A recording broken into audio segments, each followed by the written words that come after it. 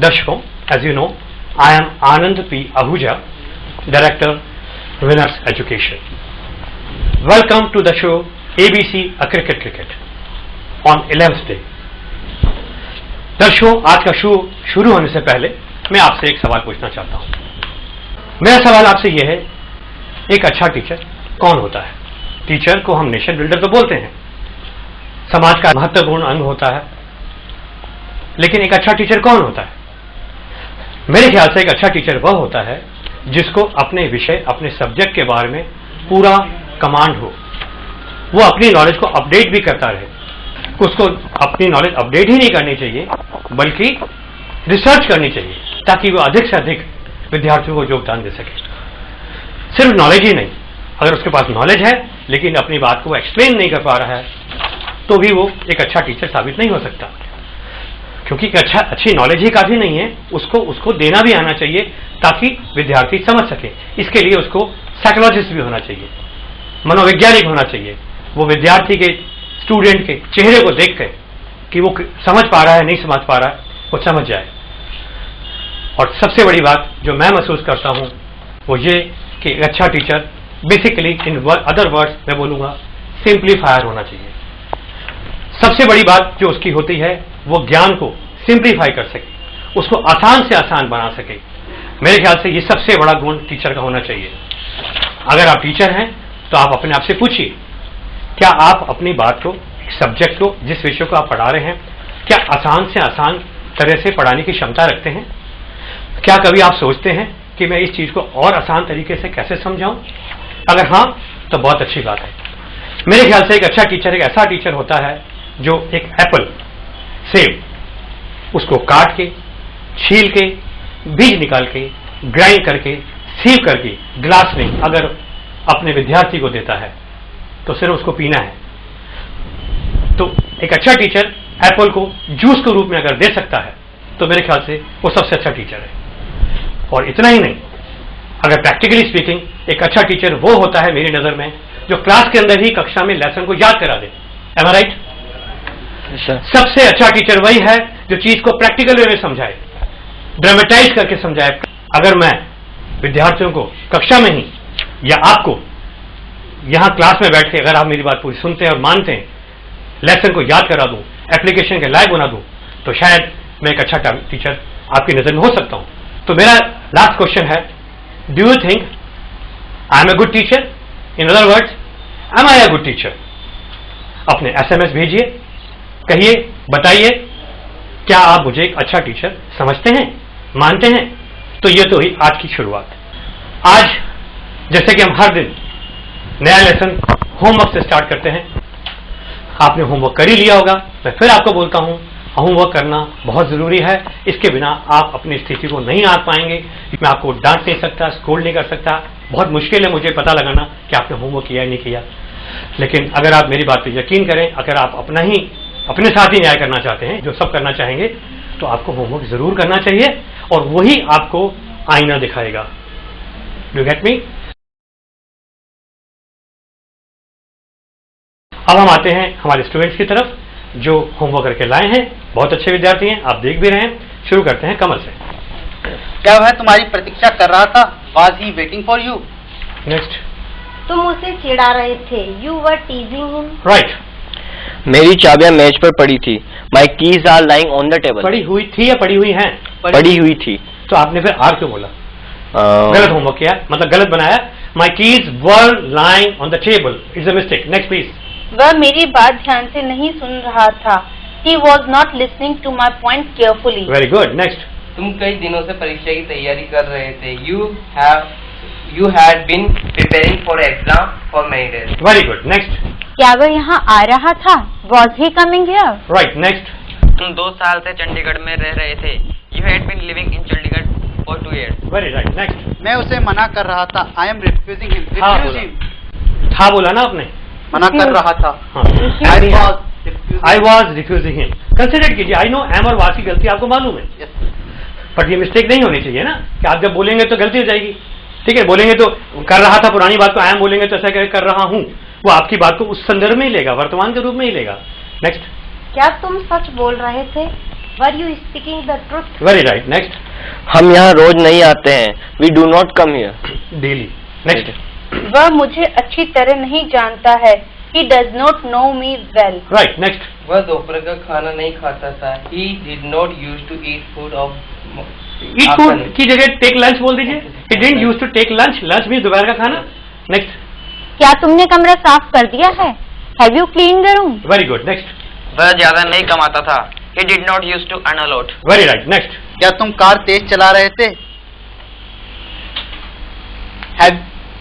Were you driving fast? Can I ask you, have you done your homework or you are just trying here? So it's not fair. I was just appreciating the people. देखिए आप गलती नहीं करें. दोबारा बोलिए वाक्य. क्या तुम कार तेज चला रहे थे? Were you driving the car fast? Next. Finish. Well, थोड़ा और अटेंटिव होने की जरूरत है. अगर आपको समय नहीं मिलता तो आपको निकालना चाहिए. तो दर्शकों, हम अब अगले भाग की तरफ बढ़ते हैं. New chapter.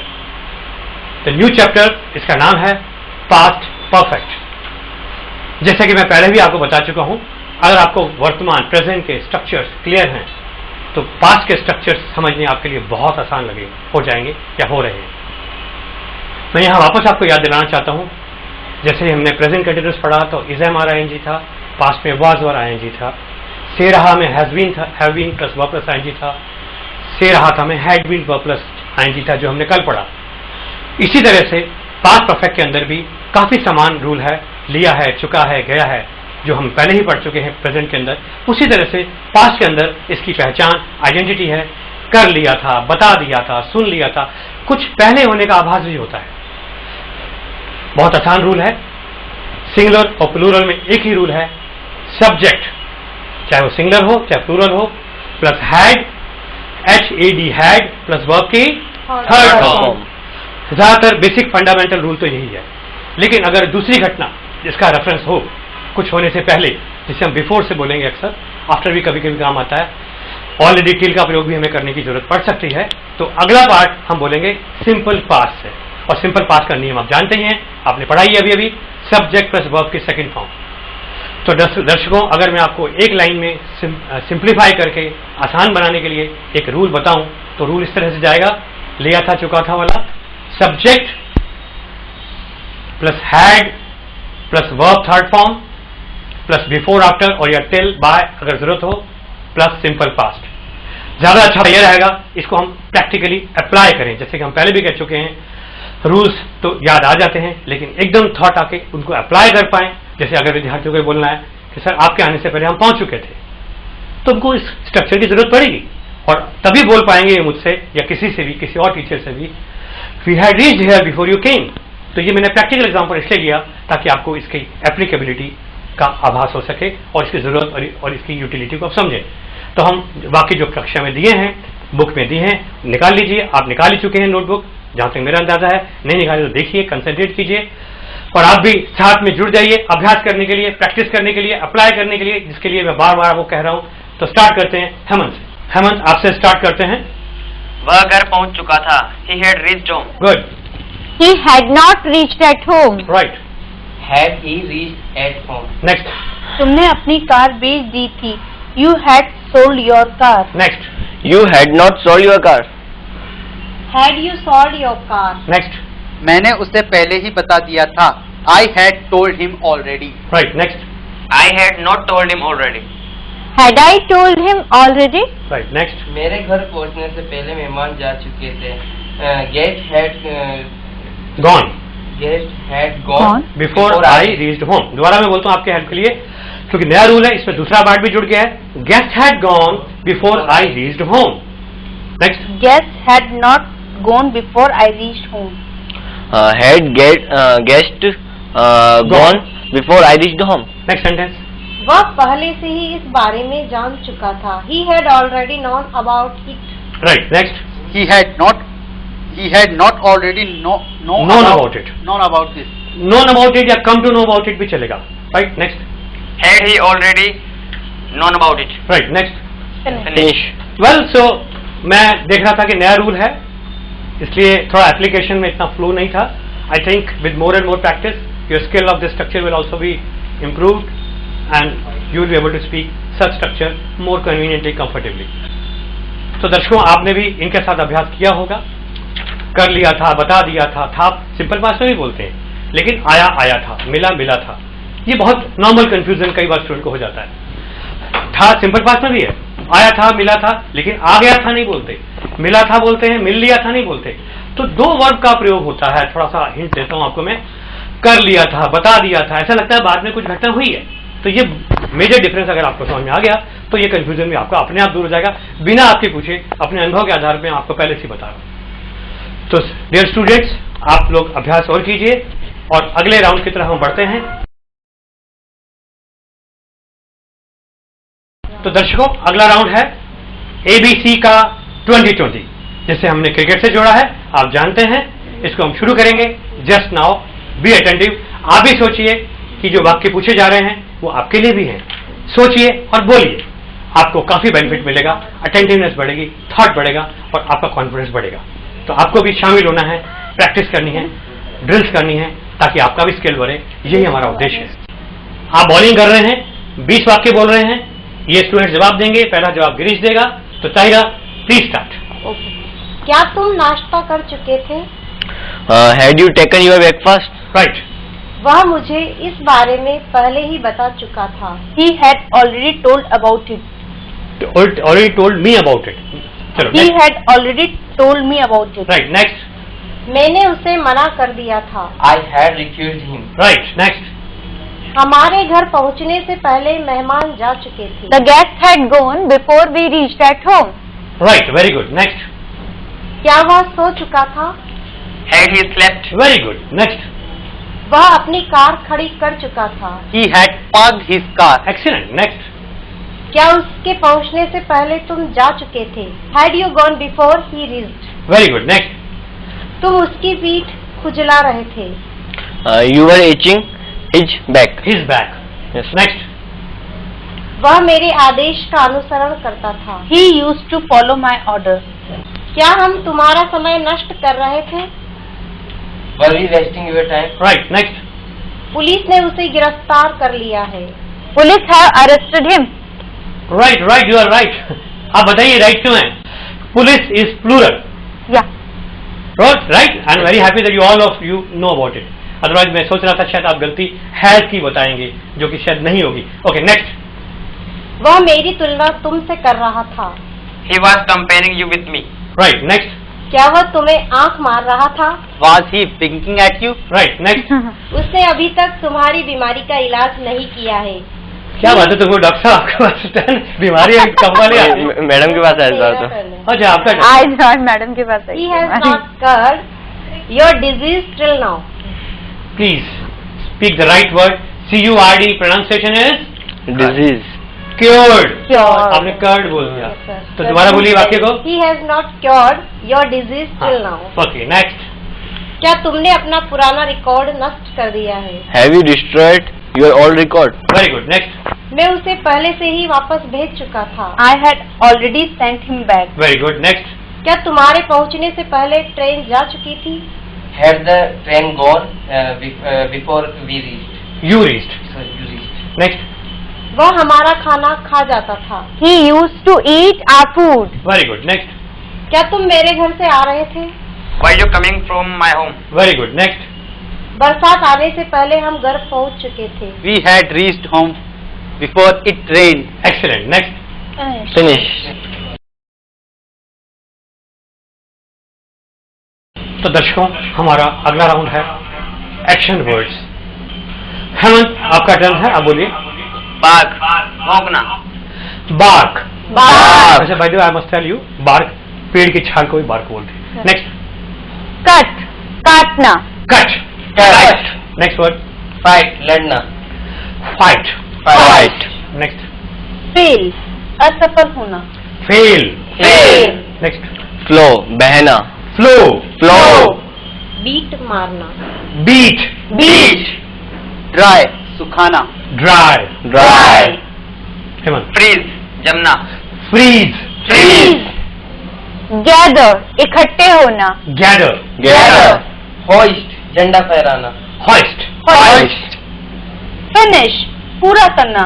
Finish, Finish. Excite. उत्तेजित करना. Excite, Excite. ब्रेक, तोड़ना. Break, Break. मीट, मिलना. Meet, Meet. dip, डुबोना. Dip, Dip. एक्सपेंड, विस्तार करना. Expand, Expand. Feel. भरना. नहीं, गलत Fill. Translation, Fill. बोलो फिल, Fill.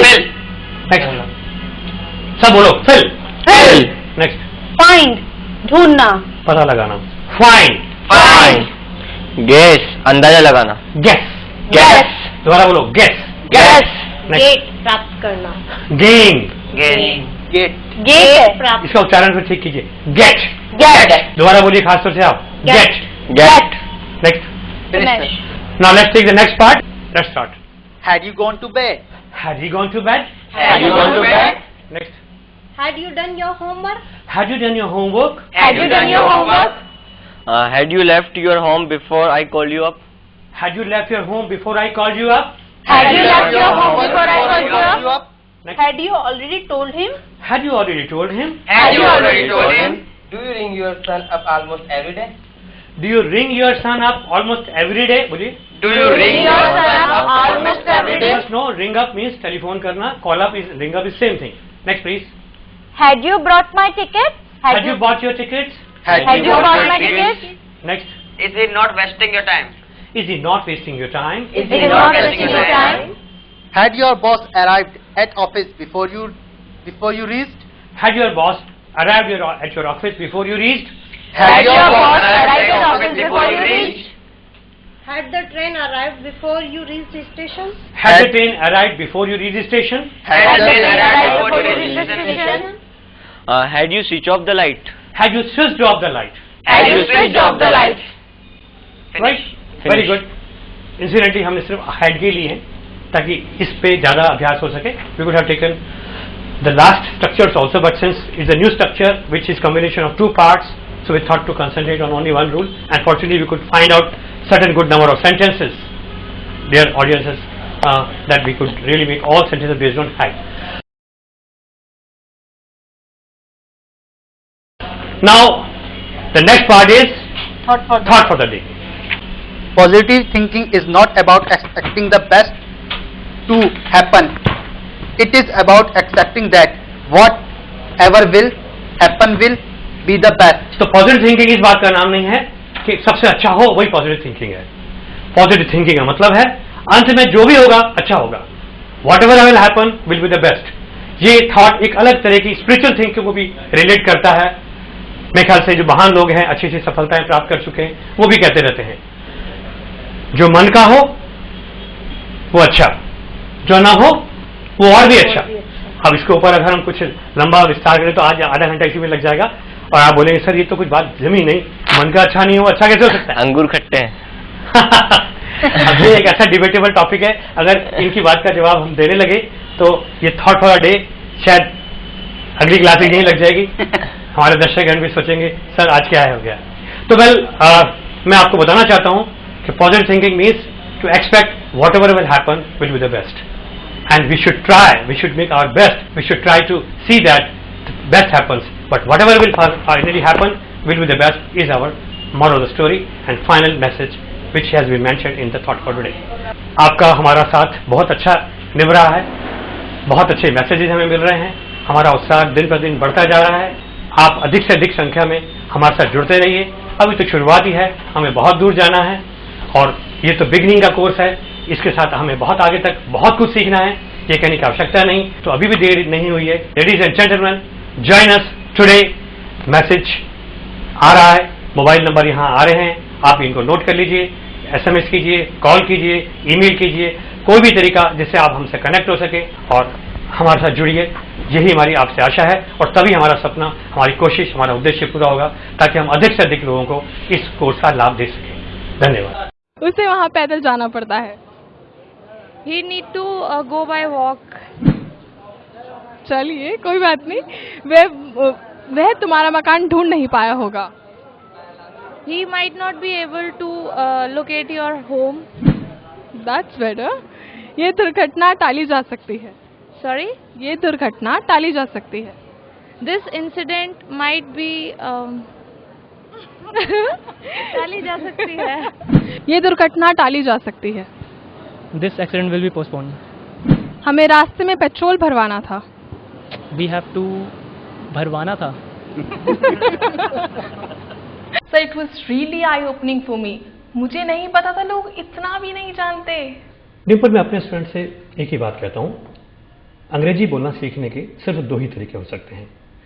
या तो जैसे आप हिंदी बोलना जैसे सीखे हैं, आपकी मातृभाषा जो है हिंदी हो, गुजराती हो, मराठी हो, सुन सुन के बोलना सीखें, और या फिर इन वाक्यों को जो मैंने आपको दिए हैं इस तरह के वाक्यों को कहना सीखें। अगर आप इनको नहीं बोल सकते तो आप कैसे बोल सकते हैं? और नहीं तो आप चले जाइए इंग्लैंड, अमेरिका, ऑस्ट्रेलिया, वहाँ रह के सुन सुन के आप इंग्लिश बोलना सीख जाएंगे। सर, ज्यादातर लोग बोलते हैं उन्हें इंग्लिश बोलते हुए हेजिटेशन होता है। क्या है और क्यों होता है ये hesitation? Hesitation, I am really fed up of listening to this word. अभी अभी मैं इसका आपको जवाब दे चुका हूँ। आप लोगों से मिले और आपने देखा कि बहुत साधारण से वाक्य भी लोगों को बोलने नहीं आते। मैं स्टूडेंट से पूछता हूँ, वह खेल रहा है, इसको इंग्लिश में बोलिए। ज़्यादातर स्टूडेंट्स तुरंत बोल देते हैं, सर ही इज़ प्लेइंग। कोई हेजिटेशन नहीं होता। लेकिन जैसे मैं उनसे पूछता हूँ, आप बताइए मुझे आपका इंस्टीट्यूट ढूंढना पड़ा, इसको आप इंग्लिश में कैसे बोलेंगे? तो I find their face blank. उनका पता ही नहीं है। और यही हेजिटेशन का रूप ले लेता है कि उनका मन का डर, पता नहीं मैं सही बोल रहा हूँ या गलत बोल रहा हूँ, becomes hesitation. So hesitation is just nothing but lack of knowledge. इसका मतलब ज्यादातर लोग इस शब्द का प्रयोग अपनी कमी छुपाने के लिए करते हैं, या हो सकता है उनका कारण ही नहीं पता हो, या ये भी हो सकता है कि वो इन बातों की गहराई में जाने की वो कोशिश ही नहीं करते। लेकिन सर, एक छोटी सी बात कि हम स्कूल में भी तो पढ़ते हैं अंग्रेजी, फिर भी हमें नहीं आ पाती, ऐसा क्यों? Really a good question. In school, English is taught as a subject and not as a language. The total focus school में मार्क्स लेने पे होता है। Just for an example, पैसे वाइज के वाक्य स्कूल में एक्टिव से पैसिव चेंज करना सिखाते हैं। अगर हमसे तुरंत बोल दिया जाए कि मुझे अंग्रेजी पढ़ाई जा रही है, या ऐसा कोई वाक्य कि हमसे कई सवाल पूछे जा रहे हैं, ज़्यादातर स्टूडेंट्स को नहीं पता होता। ये मेथडोलॉजी, ये तरीका स्कूल में पढ़ाने वालों का, ये उन लोगों के लिए तो ठीक है जिनकी मदर टंग इंग्लिश है, पर उनके लिए नहीं जिनकी मदर टंग हिंदी है, जो इंग्लिश जानते ही नहीं है। और सर, आप ये सब कैसे सिखाते हैं? Really a $1 million question. हम सब वाक्यों को पहले अंग्रेजी में रिटन ओरल प्रैक्टिस कराते हैं, इतना अभ्यास कराते हैं कि इंग्लिश में विचार आने लगे। We make a person think in English. For example, आप कार चलाना कैसे सीखते हैं? आपको पता होता है इस गियर को ऐसे बदलना है, लेकिन कुछ समय पश्चात आप बिना देखे गियर बदलने लगते हैं। इसी तरह से हम हर वाक्य को पहले कहना सीखते हैं, उनका इतना अभ्यास करते हैं कि we start thinking in English. That's amazing sir. इसका मतलब अब हिंदुस्तान बोलेगा अंग्रेजी? क्या फ्रेंच बोल सकते हैं? नहीं। जर्मन? नहीं। इंग्लिश? थोड़ी थोड़ी। क्योंकि आप थोड़ी थोड़ी ही जानते हैं। सही अंग्रेजी सीखिए, पूरी अंग्रेजी सीखिए, आप बोलेंगे आत्मविश्वास से और फ्लुएंटली। मैं आनंद पी आहूजा आ रहा हूं आपको अंग्रेजी बोलना सिखाने in a reality show ABC a cricket. आप भी किताब मंगाइए और शामिल हो जाइए, कुछ बन दिखाइए। अब हिंदुस्तान बोलेगा अंग्रेजी। अब हिंदुस्तान बोलेगा अंग्रेजी। अब हिंदुस्तान बोलेगा अंग्रेजी। अब हिंदुस्तान बोलेगा अंग्रेजी।